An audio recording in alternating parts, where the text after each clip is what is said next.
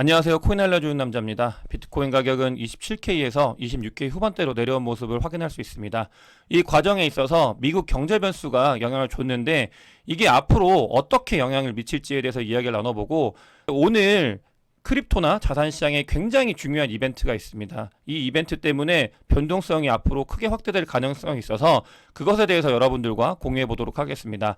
마지막으로 리플사가 지금 홍콩과 중국과 굉장히 연관이 많이 되고 있습니다. 이 부분이 어떤 영향을 미칠지에 대해서 이야기해보는 시간을 가져보도록 하겠습니다. 먼저 비트코인 CVD 자료인데요. 거래소상의 고래들은 별다른 움직임을 보이지 않는 게 특이사항입니다.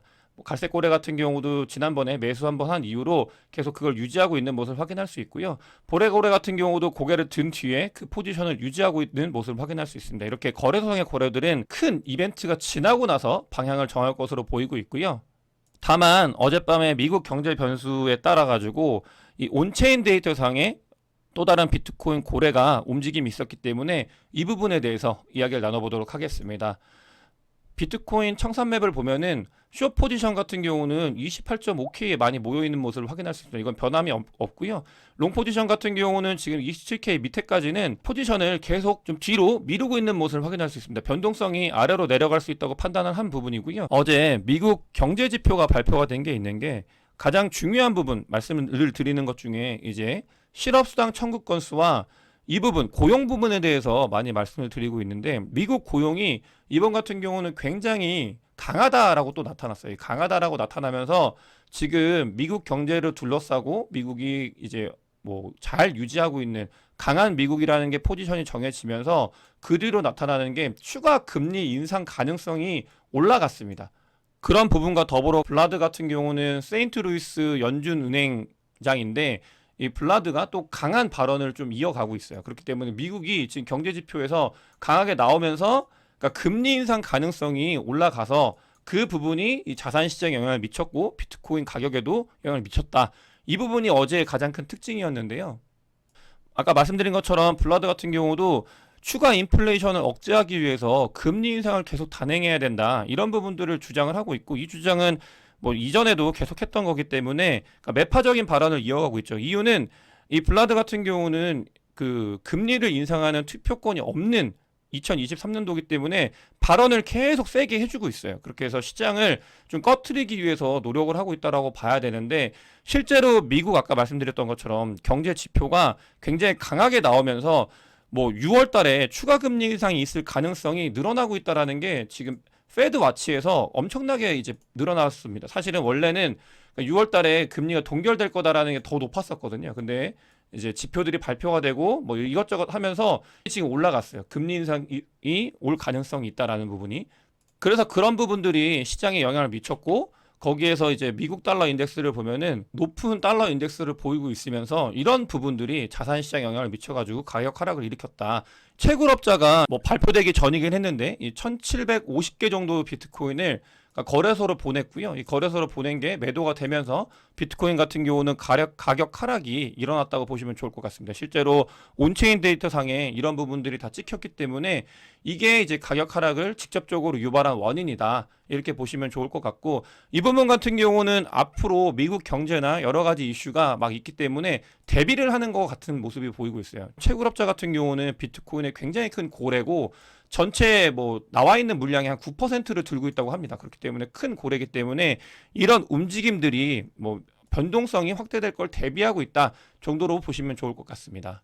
제가 오늘 굉장히 큰 이벤트가 있다고 말씀을 드렸잖아요. 지금 통화정책 전망에 대해서 전 연준 의장이었던 벤 버냉키와 현 연준 의장인 파월이 그러니까 연설을 합니다. 거기에 이제 아마 뉴욕 은행 총재인가 같이 해가지고 세 명이 통화 정책 전망과 관련돼 가지고 토론을 하는데, 그러니까 이런 부분들은 뭐냐면은 지금 현재 파월이 어떤 뷰를 가지고 있고 앞으로 어떤 식으로 이제 뭐 금리 인하나 통화 정책을 쓸지에 대해서 힌트를 주는 그런 장이기 때문에 변동성이 굉장히 확대될 가능성이 있다라는 거를 여러분들께서 인지하셔야 되고요. 그렇기 때문에 오늘 밤에 그러니까 뭐 트레이딩을 임한다거나 혹은 단기로 거래를 하시는 분들 같은 경우는 좀 조심하셔야 되는 그런 시기다라는 말씀을 드리고 싶습니다. 지금 변동성이 비트코인 같은 경우는 거의 2023년도에 가장 작은 변동성을 보이고 있는 시기이기 때문에 그만큼 오더북도 얇아져 있고 변동성이 생긴다고만 하면은 훨씬 커질 수 있는 부분이 있기 때문에 조심하셔야 된다라는 이야기를 다시 한번 말씀드릴 수 있고,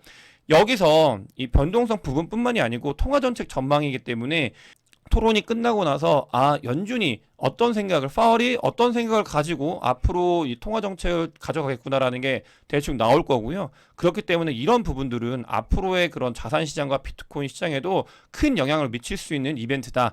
이런 부분들을 좀 아셔야 될 것 같고, 제가 다음 영상에서 얘네들이 어떤 발언을 했고 앞으로 통화 정책이 어떻게 될지에 대해서는 이야기를 다시 한번 나눠보도록 하겠습니다. 사실 변동성에 대해서 제가 자주 말씀을 드리는데, 변동성이 더 크게 확대가 되는 이유가 뭐냐면, 여러분들께서 보시면 아시겠지만 지금 선물과 현물 거래 비율이 지금 어마어마하게 선물이 많아지고 있는 상태입니다. 그렇기 때문에 지금 선물의 마켓시어가 전체 시장에서 70%를 넘어가고 있고, 현물보다 다 그냥 선물 거래를 하고 있다는 거예요. 그만큼 선물 시장이 커져 있고 그만큼 변동성이 취약하기 때문에, 그러니까 이렇게 한번 가격 하락이 있거나 가격 상승이 있으면 롱스퀴즈나 숏스퀴즈가 일어나면서 계속 추가적인 가격 하락, 추가적인 가격 상승, 이런 것들이 반복이 되기 때문에 변동성이 더 확대될 가능성이 있거든요. 그렇기 때문에 그런 부분들에 대해서 저희가 대비를 해야 된다. 그리고 또 오늘 같은 경우는 이 변동성이 확대될 수 있는 이벤트가 발생을 하기 때문에 저희가 그 부분을 대비해야 된다는 말씀을 드리고 싶고요.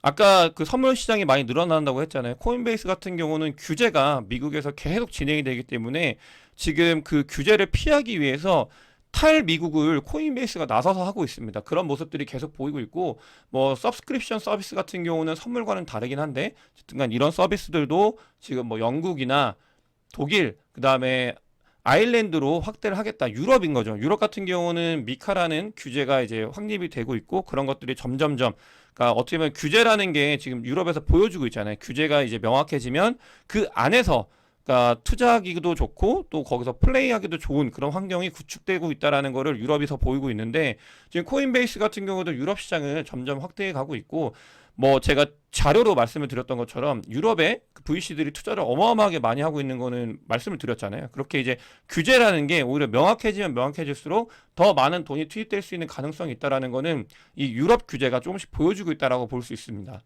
더러 제가 홍콩 이슈 관련돼서 자주 말씀을 드리는데, 지금 리플이 홍콩과 많이 연관이 되고 있어요. 지금 홍콩에서 이제 홍콩 달러의 CBDC인 거죠. 이제 그 부분을 디지털화하는 거에 있어서 여러 가지 이제 업체들과 협업을 하는데, 그 중에 지금 리플랩스가 포함이 되어 있습니다. 이거 리플랩스뿐만이 아니고 비자도 포함이 되어 있고 한데, 이 리플랩스가 포함이 돼가지고 여기서 이제 CBDC, 홍콩 달러의 CBDC를 실험을 한다. 이 자격으로 이제 들어가 있는 상태고요. 또 더불어서 지금 리플랩스에서 CBDC 발행 플랫폼을 출시한다고 해요. 이거는 리플이 가지고 있는 결제 시스템의 전 세계화, 본인들의 이제 어떻게 보면 미션과도 같은 거잖아요. 그런 것들을 지금 CBDC로 해가지고 하나하나 이제 이뤄가고 있는 모습을 보이고 있고, 리플 같은 경우는 많은 분들께서 호가 있고 불호가 있는 건 알고 있는데, 저는 늘 말씀을 드리잖아요. 리플은 소송 이슈도 그렇고, 그러니까 어떻게 보면 알트코인을 대표해가지고 지금 이제 때려 맡기고 있기도 한 거고, 그러면서 본인들이 역할을 충실하게 본인들이 미션을 하고 있기 때문에 이런 부분들이 소송이 끝나고 그 다음에 본인들이 원하는 방향을 잘 그렸을 때는, 그러니까 리플 같은 경우도 우상향할 가능성이 있습니다. 다만 지금은 여러 가지 변수가 그걸 누르고 있기 때문에 저희가 지켜봐야 되는 거고요. 근데 리플 같은 경우는 결제 시스템이 있어서, 결제망에 있어서 이 CBDC를 하나의 축으로 보고 있는 것 같아요. 그래서 계속 발전시키고 있고, 홍콩 같은 경우는 중국의 위안화, 중국 시장에 있어서 어떻게 보면 테스트베드 같은 곳인데, 그 홍콩에도 리플이 들어가가지고 지금 협업을 하면서 본인들의 이제 발전을 하기 위해서, 미션을 달성하기 위해서 지금 노력을 하고 있다. 이런 것들이 지금 단초가 돼가지고 뭐 소송이 끝나고 그 뒤에 뭔가 있을 때 큰 폭의 상승할 수 있는 가능성이 있기 때문에, 저희가 리플이 과거에 이제 어떤 모습을 보였기 때문에 그걸 이제 막 쳐다보지 않는 그런 게 아니라 관심 있게 봐야 되는 종목으로 좀 저희가 한번 보면 어떨까. 그렇다고 해서 매수 매도에 대한 추천은 절대 아니고요. 그러니까 이런 것들이 다 갖춰졌을 때, 그러니까 뭔가 펀더멘탈적으로 변화가 생겼을 때 저희가 한번 좀 지켜보면, 제가 지금 굉장히 지금 코인 투자하기에 좋은 자리라는 지표를 하나 가지고 왔습니다. 이게 뭐냐면은 마이애미 비트코인 2023 컨퍼런스가 이제 열리고 있는데요. 지금 봤을 때 전년 대비 참석자가 반토막이 났다고 합니다. 이제 크립토 겨울이 길어지면서 그러니까 참여자가 그러니까 2022년도 같은 경우는 2023년도에 여운이 있기 때문에 굉장히 많이 참석을 했어요. 3만 명 정도. 근데 올해 같은 경우는 15,000명 정도 참석할 예정이라고 합니다. 이거는 작년 대비 절반으로 줄어든 거고 그만큼 사람들의 관심이 줄어들었다라는 걸 의미하는 건데 저는 이게 크립토 투자하기에 너무나 좋은 지표, 다른 어떤 지표 가지고 와봐도 다 필요 없고 이게 가장 좋은 지표라고 생각이 들어요. 사람들이 관심이 줄어들고 있고 코인을 투자하는 사람들이 없어지고 있다. 그 말은 뭐냐면은 지금 투자하기가 점점 좋아지고 있는 시기다. 이런 것들을 여러분들께서도 꼭 아셔야 될 것 같고요. 더불어서 뭐 50일선과 200일선이 지금 골든 크로스를 해가지고 나아가고 있다라는 거를 보고 있는 지표인데, 그러니까 이런 차트 같은 경우는 보니까 굉장히 많아요. 그래서 여러분들께 꼭 마지막에 한 번씩 설명을 해드리고 싶어가지고 앞으로 자주 가지고 올 거고요. 지금 보면은 뭐 이런 지표들이 지금 얘기를 하고 있잖아요. 지금 뭐 하락 바닥을 찍고 올라서고 있는, 그 다음에 우리가 불장을 기대할 수 있는 뭐 미니 불장, 그 다음에 큰 불장을 기대할 수 있는 그런 자리다라는 거를 이야기하고 있기 때문에 아직 갈 길이 너무 멀죠. 지금 이것만 봐도 갈 길이 너무 멀고 있고 여기도 마찬가지로 갈 길이 너무 멀죠. 불장까지. 그렇기 때문에 2023년도는 뭐 가격이 내리든 오르든 좋은 기회의 장으로 활용을 하면 저희가 앞으로 큰 돈을 벌 수 있는 기회가 충분히 올 거다라는 말씀을 드리면서 오늘 영상 마치도록 하겠습니다. 오늘 영상이 도움이 되셨으면 구독과 좋아요, 많은 공유 부탁드리겠습니다.